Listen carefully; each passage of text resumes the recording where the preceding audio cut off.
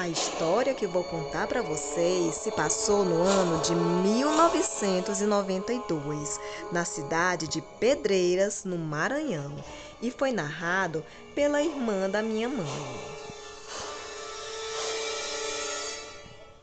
Por muitos anos, minha tia trabalhou com comida. Fazia de tudo: carneiro, galinha, arroz temperado e vários tipos de prato, não muito sofisticado, mas bastante apreciados no nosso estado. Minha tia era muito chamada para fazer banquete em igrejas, aniversário, ceia de Natal e até casamentos. Morávamos todos, na época, em Matões, no Maranhão. Certo dia, minha tia recebeu um convite para fazer um almoço de casamento na cidade vizinha, chamada Pedreiras. No dia seguinte, fez suas malas, pegou o ônibus e foi, pois ia receber um bom dinheiro pela sua mão de obra. O local ficava afastado da cidade, em um povoado.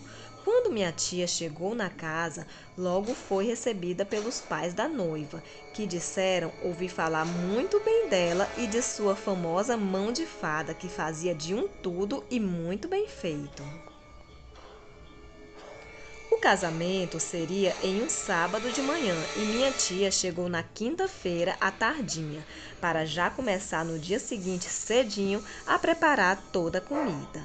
Ofereceram a ela um quartinho nos fundos da casa grande e lá ela se alojou. Quando todos iam se recolher, ela viu o pai da noiva armando uma rede na varanda da casa e perguntou à mãe da noiva se ele dormia ali. E ela disse que sim, que ele gostava de dormir do lado de fora de casa, pois as noites de lua cheia, pois gostava das noites de lua cheia para admirar. E também achava o clima mais frio e aconchegante, e assim se sentia mais à vontade. Quando foi por volta das 2 da manhã, minha tia acordou para usar o banheiro, que ficava no quintal da casa, e uma enorme lua clareava o local. Uma gata enorme estava amamentando um monte de gatinhos, bem próximo à porta do banheiro. Ao sair do banheiro, ela escutou um barulho de passos pisando em folha seca e uns rosnados. Ela correu para o quarto e lá ficou com muito medo. Foi quando viu que o barulho se aproximava cada vez mais do local onde estava e parecia estar rodeando aquele quarto. Era um bufar de respiração bastante ofegante e passos bem pesados. Depois ela escutou um grito enorme da gata que estava amamentando e resolveu abrir a janela bem devagarinho e olhar o que estava acontecendo. O que ela viu a aterrorizou. Ela viu um enorme monstro devorando os gatinhos e a gata gritando e tentando pular no bicho. O bicho estava de costas e abaixado, mas deu de ver que era enorme e peludo.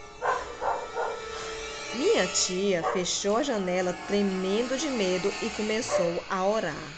Não conseguiu mais dormir e, mesmo assim, logo precisaria estar de pé para dar início aos afazeres da comida.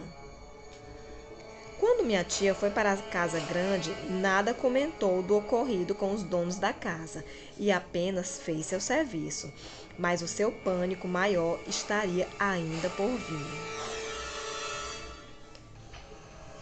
Quando estava na cozinha tratando as carnes, havia um homem encarregado de matar um carneiro. E quando minha tia foi até ele pegar a carne do carneiro para tratar, esse homem começou a conversar com ela, puxar assunto, perguntar onde morava, se era casada e parecia até se interessar por ela. Minha tia era solteira e ficou toda com o coração derretido com as investidas daquele homem. Foi quando cometeu o grande erro de comentar com ele o que havia acontecido naquela madrugada. Logo, o homem se calou e nada mais quis conversar com minha tia. Mesmo estranhando e se perguntando o que fez de errado, ela apenas voltou ao serviço. Ao ir no banheiro, que ficava nos fundos do casarão, minha tia viu o dono da casa abaixado atrás de um pé de bananeira e estava vomitando. Ao chegar próximo à porta do banheiro, minha tia viu que o que saía no vômito era algo semelhante a cabecinhas de gato. Mesmo assustada, apenas se calou e continuou o serviço. Mas o pior estava por vir. Quando o dia anoiteceu, minha tia já havia deixado tudo preparado na geladeira, só no ponto de cozinhar na manhã seguinte. Foi quando o dono da casa veio falar com ela e disse: Você gostou do José? José era o homem encarregado de matar o carneiro. E ela disse sim, ele trabalha muito bem. O dono da casa disse não. Estou perguntando se você gostou da sua pessoa, se o achou interessante. Minha tia fechou a cara, pois não gostava que se metessem na sua vida pessoal, e disse: Isso é assunto meu. O dono da casa também fechou a cara e disse: Fiquei sabendo que você andou falando com ele algo a mais do que vocês dois ou sobre o carneiro. Foi quando a dona da casa entrou na cozinha e perguntou se estava tudo pronto para o dia seguinte. O marido desconversou e disse: Vim agora mesmo saber sobre isso, meu amor. E sim, já está tudo encaminhado. Ao sair da cozinha, o homem a olhou com um olhar bastante cavernoso e minha tia gelou a espinha só em pensar que iria novamente dormir naquele quartinho. Quando foi para o quarto, minha tia seguiu orando. Foi quando novamente, às 2 da manhã, sentiu vontade de ir no banheiro. Pensou em não ir, mas ela tinha problema de incontinência urinária e não podia prender. Então pegou o crucifixo e foi ao banheiro. Ao retornar, olhou para o mato e viu 2 olhos amarelos, bem brilhantes, a fitando de longe. Ela correu e se trancou no quarto. O bicho veio atrás e se jogou na porta com tanta força que a parede de cima da porta rachou. Minha tia arrastou uma cômoda para trás da porta e o bicho continuou se jogando. Minha tia via na mesma hora aquela porta ceder e temeu pela sua vida. Foi quando começou a gritar e pedir por socorro. Seus gritos foram tão altos que acordou todos que estavam na casa grande. Logo, o bicho parou de bater na porta e sumiu na escuridão. Foi quando minha tia escutou a voz de um homem perguntando: Está tudo bem? E abriu a porta. Era um dos convidados do casamento que estava hospedado no casarão. Mas ela inventou a história que havia um ladrão tentando assaltá-la no quarto. O homem a levou para a casa grande. Lá, a dona da casa disse que naquele local nunca havia aparecido nenhum ladrão. Era um povoado tranquilo, mas pediu que se abrigasse em uma rede lá na sala. E lá ela ficou até às 5 da manhã para iniciar a fazer o banquete.